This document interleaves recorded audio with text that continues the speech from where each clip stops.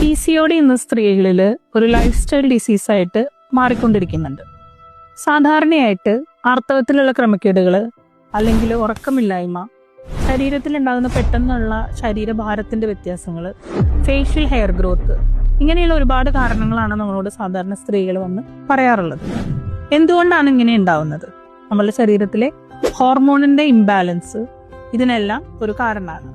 PCOD നമുക്ക് prevent ചെയ്യാനായിട്ട് വളരെ ലളിതമായ കുറച്ച് കാര്യങ്ങൾ നമ്മൾ ജീവിതശൈലിയിൽ കൊണ്ടുവന്നാൽ മതി. ഒന്ന്, കൃത്യസമയത്ത് കൃത്യമായ ഇടവേളകളിൽ കൃത്യമായിട്ട് വെള്ളം കുടിക്കുക എന്നുള്ളൊരു കാര്യം.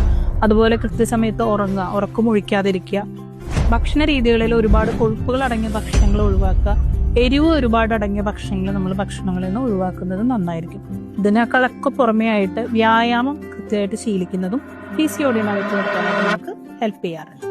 നമുക്ക് വരുന്ന ഓൺലൈൻ എൻക്വയറീസിൽ സാധാരണ ചോദിക്കാറുണ്ട്, PCODക്ക് ആയുർവേദത്തിൽ ട്രീറ്റ്മെൻറ്റ് ഉണ്ടോ എന്ന്.